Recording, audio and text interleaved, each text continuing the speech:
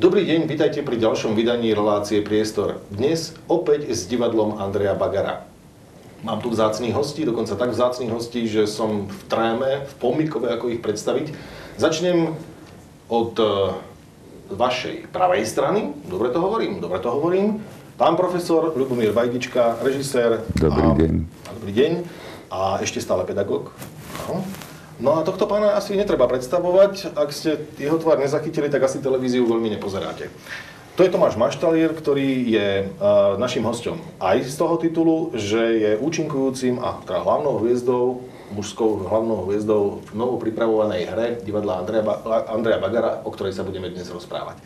Takže páni, vítajte u nás, dobrý deň. Pôjdeme rovno k tej hre, páni. Alebo teda môžem si dovoliť zo pár súkromných osobných otázok, lebo mám ich pripravených tu na... No, verte tomu. Vďaka tomu, že sme to utajili, neboli dolu haldy obdivovateľiek, to sme vás uchránili, ale otázky mám pripravené. A dokonca mám pokušenie urobiť to poprvý raz tak, že si teda budete dávať sám otázky, môžete mi povedať jedno číslo od 1 do 20 a skúsime tú prvú, čo poviete. Takže... 22. Fúha, tak ja zaimprovizujem. Tomáš Maštalier a jazykové zdatnosti. No? Angličtina? Čeština? Myslím si, že celkom ovládam slovenčinu. Tak to áno, ale teda to je... A dohovorím sa anglicky. Dohovoríte sa anglicky? Dohovorím sa anglicky. Lebo ja viem o mnohých hercoch v Španielsku. Dokonca hrávali. Po niektorí sú aj v Amerike. Skúšali ste takéto, že teda fakt preniknúť do jazyka natoľko dobre, aby ste mohli skúsiť zahrať v originále? Nemyslím si, že je to možné preniknúť do jazyka tak dobre, aby ste mohli sa tváriť, že ste občanom toho štátu. To nie, ale mal som na mysli tú polívkovú cestu trebárs, ktorý chodil po celej Európe a s tými svojimi francúzsko-talianskými jazykovými znalosťami odohral mnoho predstavení. To je len tak na marko. Hej, ale jeho typ divadla je trošku iný a nie je založený na tom slove. Ja si myslím, že činohra, ktorú robíme tu na Slovensku, a vôbec činohra, tam je to veľmi ťažké, pretože herec na javisku v takejto činohre by mal byť profesionálom slova a akékoľvek vychýlenie z jazyka je veľmi počuť a... Jasné, to nie je príjemné. Ja som skôr mal na mysli, či vám to išlo vôbec, lebo teda akože jazyky, máte talent, ide vám to, nejde vám to? Ja som maturoval z ruského jazyka a to napriek tomu, že vlastne v nejakej 7. triede, alebo tak nejak na základnej, to prestalo byť povinné, ale ja som si ďalej ten jazyk vyberal. Takisto na strednej škole som si musel vybrať 2 jazyky a keďže nemčina mi nebola veľmi sympatická, tak okrem angličtiny som si vybral ruštinu. Tiež s tým vedomím, respektíve, že som dúfal v to, že sa to nebude musieť učiť, pretože za 3 roky toho intenzívneho učenia povinného na základnej škole a tej ruštiny bolo dosť. Som sa vlastne naučil rusky rozprávať, takže som mal pocit, že s tým jazykom by som nemal mať problém. A vybral som si ho práve preto, aby som sa ho nemusel učiť, tak som nakoniec z neho maturoval. Síce s veľkými ťažkosťami, pretože som sa na maturitu z ruštiny veľmi málo pripravoval. Kto z nás, hej? Pretože som mal pocit, že čokoľvek si vyťahnem, budem o tom vedieť po rusky povedať. Ale vyťahol som si tému, o ktorej by som naozaj ani v slovenčine nevedel toho veľa povedať. A to bola síce otázka management a manažér. Viete, ja som mal podobný zážitok, tiež som išiel suverénne aj tak po rusky. Nie? Vyťahol som si a niečo som tam lámal, ale ja si to veľmi nepamätám, takže to bolo tak na vážkach. A predsedkyňa poroty chcela mi pomôcť a hovorí, že no a po rusky som jej rozumel. Čakaj, to môžeme nejako uzavrieť, veď to vyzeralo tak celkom slušne. Povedzte mi, aké mosty sú v Bratislave, ako sa volajú mosty. Ja som Trnavčan a do Bratislavy som veľmi nechodil, tak most SMP, ten som zavalil, tak sa usmiela, že dobre, ďalej. A tam to skončilo. Takže som to mal za 3. Pán profesor, vy ako? Jazyky. Režisér potrebuje jazyky? No, tak záleží na tom, aké má ambície, no, tak je to, niekedy potrebuje jazyky na to, aby sa presadil v cudzine, niekedy potrebuje jazyk na to, aby si prípadne niečo prečítal. Zistil som časom, že je veľmi užitočné poznať originál hry, ktorej robím, lebo nie vždy sa dá až tak 100% dôverovať prekladateľom. Môžem vás poprosiť o ďalšie číslo, alebo vás? To by bolo zaujímavé. Od 1 do 20. No tak povedzme, že 18. 18. Tomáš Maštalír, alebo teda týmto, ja som sa pripravoval na jedného Ja to na Maštalíra. No dobre, áno, nebojte sa, vás to neminie. A divadlo Andreja Bagara, to je zaujímavé, že sme sa trafili. Takže vy a divadlo Andreja Bagara, no je to aktuálna vec. No, začalo sa to tým, že ma oslovil najprv tu pán profesor, potom riaditeľ divadla Andreja Bagara, pán Grešo. A keď sa to dalo zladiť časovo, ja som veľmi rád kývol na túto spoluprácu, pretože napríklad s pánom profesorom máme za sebou už dosť spoluprác, na ktoré mám len tie dobré spomienky a posledné roky sme nemali tú česť spolu robiť. Takže ja som bol rád tejto spolupráci a je to takisto vzácny spôsob, ako môžem s ním tráviť čas a ešte niečo z neho vysať. Ja to vám veľmi dobre rozumiem, ale divadlo Andreja Bagara je v zásade od Bratislavy hodina cesty. Dá sa to tak. Ako kedy teda? A vy teda na tie skúšky pravidelné z tej Bratislavy hore-dole, toto je istý čas. Aký dlhý čas je vlastne Tomáš Maštalír a divadlo Andreja Bagara? Ako dlho to už funguje v tejto chvíli, tá príprava tej premiéry? Je to pol roka? Je to... Nie. Celé skúšobné obdobie trvá 2 mesiace a začalo sa hneď v úvode februára. Takže už druhý mesiac sme takto na cestách. Ako režisér amatér môžem povedať, že hlasový prejav výborný. Je dobrý? Trpezlivý na skúškach? Ako to funguje? No tak ono je to, viete, tak čo mám teraz hovoriť? Čakám, že pravdu, ale tak môžete. Hovorím pravdu, že vzhľadom na to, že ako je zaťažený a koľko toho má, je mimoriadne poctivý a napríklad teraz bol jeden z prvých, ktorý vedel texty, čo je v divadle dosť veľká vzácnosť, keď ste režírovali. Keď sa herec text naučí, tak máte až to vás tak povznesie trošku. A pracovne je... No tak ale nie dosť už, ja to neviem naozaj. My sme kamaráti, no on síce hovorí, že pán profesor, dobre, no ja hovorím, že Tomáš. Ale kamaráti sme asi preto, že sme sa po tej pracovnej linke stretli. To je veľmi dôležitá vec, ak si rozumie realizačný tím. Vznikla tam taká kolektívna duchovná spriaznenosť medzi členmi od osvetľovačov až po teda režiséra? Tak zatiaľ sme ešte nie v tom štádiu, že by sme mali generálky. Že toto by ste mohli povedať, že kde ste v tom štádiu kostýmovky, už boli teda nejaké niečo? No počkajte, ako je to dnes je aký je dnes deň? No to ja netuším, ale bolo povolená už, keď sme toto točili, áno. No ešte teraz musíme nacvičiť nejaké tance do toho, pretože to je akoby spoločenská záležitosť celá Austinova.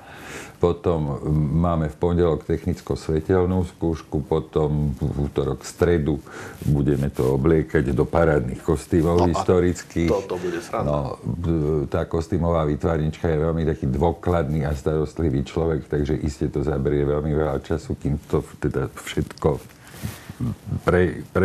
prezrieme na tom javisku. No a potom už idú generálky. No, a tie kostýmy, to ste mi... A generálka je vlastne naplánovaná už o niekoľko týždňov? Keby to bolo niekoľko, tak by bolo celkom dobré, ale to je už len jeden týždeň. Toto chcete všetko stihnúť do jedného týždňa? No to je pekné teda to. Nie, no a potom to je budúci týždeň a budúci týždeň na konci v sobotu je tzv. Prvá hlavná skúška a potom je ten ďalší týždeň generálkový, na konci ktorého je premiéra. Sadla vám Jane Austenová? Je to teda vaša šálka kávy? Ten jazyk, ako sa vám to hovorí, ako vám to ide? Je to opäť niečo iné, aj preto som rád tejto spolupráci. Je to zasa nejaký iný typ obdobia, iný typ vystupovania, iný typ spoločenského správania, výrazových prostriedkov a tak ďalej. To znamená, že stále to hľadáme.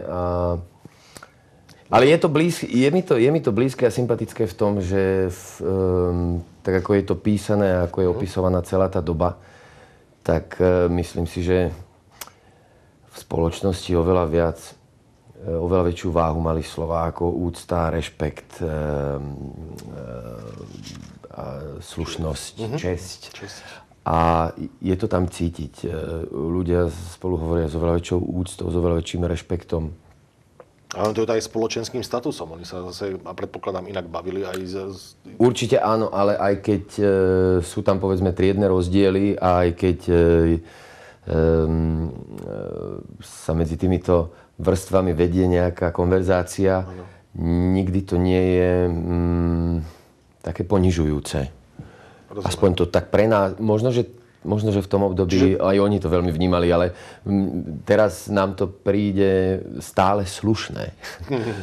To naštudovanie je v tomto duchu, že teraz skutočne sa na celý čas bude, lebo je to zošnurované, ako sa hovorí, možno nespísomne, ale je to skutočne o tých kostýmoch. To je proste, ste upetí tam v tom, nie? Je to pohodlné? Takto, ako sedím teraz, by som nemohol sedieť v tom kostýme. Oni mládenci práve hovorili, že keď si obliekli tie fraky, takže ich to nutí, ale zase ich to nejakým spôsobom nedeformuje, naopak, nutí ich to byť vystretý. A to je fakt, my sa hrbíme všetci. No, sedíme v aute zhrbení a všelijako. No, zaobstarám si kostým. Nie je to veľmi ťažké? Len musíte, nie, to boli veľmi ako kvalitné materiály, z ktorých sa to vtedy šilo. Dokonca to ma poučila zase Mária Havran, ktorá k tomu robila kostýmy, že dámy dokonca utrpeli tým kostýmom, pretože to sa nosili také tie ľahké mušeliny a dámy boli veľmi často choré, pretože sa vlastne zle obliekali. Áno, je to možné. Ja som mal tú česť napríklad po Michalovi Dočolomanskom mať kostým na sebe, ktorý mal v jednej historickej dráme. Bol to kostým maďarského husára. Bolo to fakt dobre ušité, ale bolo v tom tesno, teplo, neviem si predstaviť, ako by som v tom vysadol na koňa vôbec. A ten tanec a všetko toto, ako ste na tom spolu? Ten tanec samozrejme bol pravdepodobne prispôsobený aj tým tomu typu obliekania, pretože takisto ten tanec je v podstate taká nejaká kráčajúca choreografia. Nie je to súčasná diskotéka. No to si viem prímo predstaviť. Tie kostýmy sú typické tým, že sú naozaj obtiahnuté, že sú vypasované, že všetko je také... Je to dráma, je to romantika, čoho je tam najviac? Je to vlastne taká zvláštna romantika s takým podtextom takej zvláštnej irónie, čo je v podstate zázrak, ju považujú za akoby zakladateľku moderného anglického románu. A najmä teraz si ju literárni kritici veľmi vážia. Tie jej romány, myslím, že tých takých naozaj známych je asi 5, sú ako keby všetky o tom istom. Sú to nejaké devy mladé, ktoré majú problémy s tým, že sa buď zalúbia do niekoho, kto nie je toho hoden, alebo oni nie sú hodné toho, do koho sa zalúbia. Principiálne si dala záležať na tom, aby každý z tých románov mal šťastný koniec. To je dôležité prezradiť. Čo spôsobilo to, že vlastne dosť dlhé obdobie na ňu tak ako opovržlivo pozerali aj literárni kritici. Mark Twain napríklad sa o nej veľmi tak ako posmešne vyslovil. To takmer za brak to považovali za takú tú červenú knižnicu. Ale teraz sa naozaj tak ako keby prišli literárni kritici, najmä anglickí k rozumu. A hovoria o nejakou modernej autorke. Sfilmovali nejaké predlohy? No Angličania každých 5 rokov musia sfilmovať nejakú Austenovú, lebo keď to nesfilmujú, tak možno, že by tam aj padla vláda. Čo tak spomenúť partnerku, ktorá tu dnes s nami nie je? To zhranie sa, poznáte sa? Áno. Takže tam odpadá jedna časť otázky a teda ako? Dobre? Pozrite sa. My sa musíme snažiť o to, aby to vyzeralo, že to medzi nami funguje a že je tam ten druh napätia, ktorý je v predlohe, ktorú sa snažíme inscenovať. A ak niečo také bude divák cítiť, tak vtedy môžeme povedať, že sme sa s Kristínkou zohrali, že nám to spolu hrá. Vy ste v štádiu odmietania ako rola. Odmietam potom, alebo to je teda o tom, že ja som... Naopak, ona odmieta. To je dôležité vedieť. To ohrňa nos nad kým. Ale Ja mám vôbec nielen s Kristínou, ale vôbec mám v Nitre v tom hereckom súbore mám veľmi dobrý pocit, chodím tam rád každý deň. Oni sú úžasná partia, no ja to vnímam len zvonku ako hosť, ale pôsobia veľmi súdržne a s viacerými som mal čas sa rozprávať a ono skutočne to, každý, kto sem príde do nášho štúdia, potvrdzuje práve tieto vaše slová, že je tam dobrá partia. Je tam dobrá partia, neviem vlastne koľko členov má ten súbor, ale hrávajú dosť veľa predstavení a viac menej takýchto hosťovačiek, ako ja som tam, nie je veľa. To znamená, že oni sú spolu aj zohraní, sú na seba zvyknutí a mám taký pocit, že to kvantum času spoločne stráveného na javisku je cítiť medzi nimi, čo je veľmi dobré. Dobre, môžem teraz ja vybrať? Ja by som rád vybral niektorú z otázok. Tomáš Maštalír nie, to sme mali, voľný čas. No, to je dobré, že? To je vtipná otázka. Čo je to? Voľný čas, ale chcel som naraziť práve na fakt, že divadlo je na dlhú trať, seriály sú na dlhú trať. Je to v zásade niečo, do čoho ste sa uviazali a ja vidím záujem už tu v našej televízii, aký je o lístky na toto predstavenie s vami a s vašou partnerkou a teraz samozrejme na spracovanie pána Vajdičku, že to nebude jednoduché, že to bude na dlhú, možno ako dlho plánujete, že to bude asi tak zhruba trvať? Rok? 2? Ja nemám nikdy žiadne očakávania. Možno si každý, kto je zainteresovaný, želá, aby sa to hralo čo najdlhšie, čo by znamenalo, že sa to ľuďom páči a ďalej to šíria, že je to dobré. V opačnom prípade sa bude šíriť o tom nie veľmi pozitívne informácie, ale všetci robíme všetko preto, aby sa to divákom páčilo. Ja, a ako teda Tomáš Maštalír trávi voľný čas? Ak ho vôbec má? Momentálne ho nemám vôbec. Už vlastne druhý mesiac idem bez jediného dňa voľna. To znamená, že žiadne víkendy, žiadne soboty, nedele.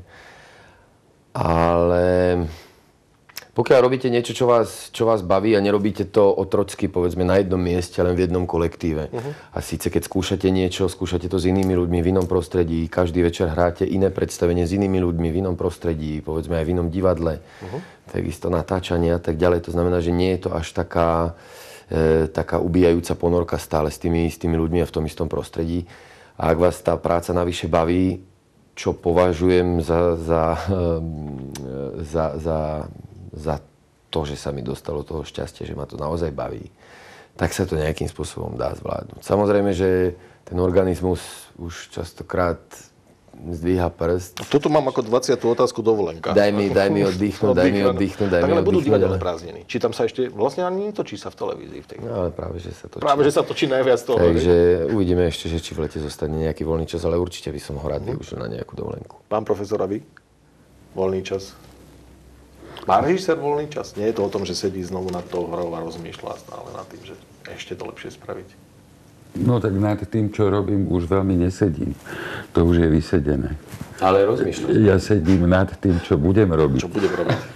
A tak to ide reťazovito, viete. Takže, ale tak to je zase tá práca, ktorá ma baví, takže to je viac menej ten voľný čas je spojený s tou prácou, že sa to dosť ťažko oddeluje. Ak chcete počuť o športe, tak radšej inú otázku.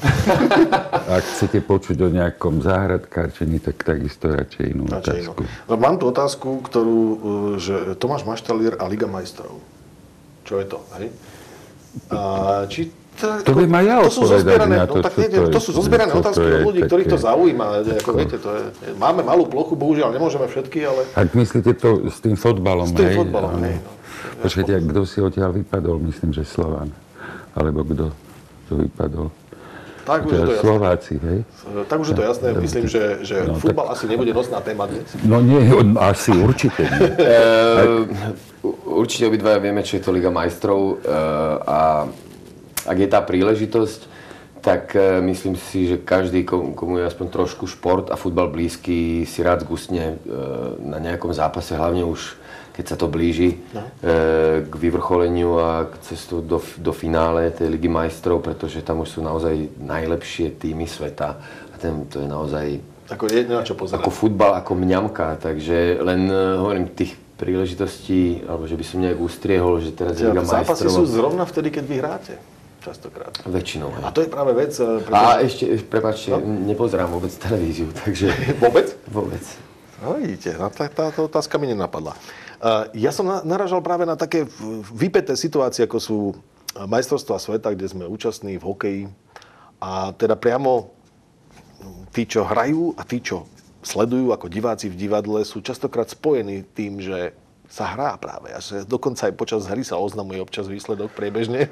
Zažili ste také? Ja som zažil, keď sme hrali finále majstrovstiev sveta, keď sme ho vyhrali a boli sme majstri sveta. Bolo to ešte o divadle v tej chvíli? My sme hrali predstavenie. Keď sme sa dostali do toho finále, zistil som, že ja som to veľmi, veľmi prežíval. Hokej mám rád, ale nesledujem žiadny iný hokej, len majstrovstvá sveta. To som to si veľmi rozumiem, ale ten top. Žeriem to a vtedy som to veľmi, veľmi prežíval, keď sme vlastne išli smerom hore až k tomu finále a keď som sa dozvedel, že na finále hráme, bol som veľmi, veľmi nešťastný. Bol som veľmi nešťastný. A dokonca som smeroval aj smerom k vedeniu divadla takú otázku, že či naozaj musíme hrať. A argumentoval som tým, keď mi odpovedali, ale veď ľudia na tie lístky čakali možno aj 2 mesiace. My sme na toto čakali celý život. A je pravda, že každý, kto prišiel na javisko a padol gól, tak prišiel tú informáciu. Bolo to predstavenie Tančeren, kde sa nerozpráva. To znamená, že veľmi ťažko sa tie informácie odovzdávali a častokrát celé scény sedíme ďaleko od seba, respektíve okolo tanečného parketu, ktorý je v strede javiska. Tak vlastne to bolo len tak, že také všelijaké znaky. 2-1. Čiže to bolo veľmi komické. No a ja som vtedy nerád hral to predstavenie. Dokonca som zazlieval divákom, že prišli na ten zápas. Na to predstavenie, že nešli na ten zápas sa pozerať. No ale sa mi to vrátilo, lebo na druhý deň sme hrali znova Tančareň a vytkol som si členok. Čiže vidíte, javisková spravodlivosť. Funguje to? Je to tak skutočne v divadle, pán profesor, ako to je s tými poverami hereckými? Ako keď neurobím toto a nekopneme sa do zadku a nepoplujeme si. Funguje to? Zažili ste niekedy také niečo nadprirodzené v tomto smere? Že sme niečo nedodržali. Niečo nedodržali a potom sa nám to vypomstilo presne takto, že vytkol som si členok. Ja viem, že to nemusí súvisieť, ale... No mne sa to nestáva, pretože tie povery veľmi dodržiavam. Ja na ne veľmi verím a trvám na tom, aby sa dodržiavali. Ale vážne, povedzte mi, nejaké už tu spomínali kolegovia, ktorí tu boli, niečo, čo som, povedzme... Začína to tým, že si neželáme veľa úspechov, ale zlom ves. No.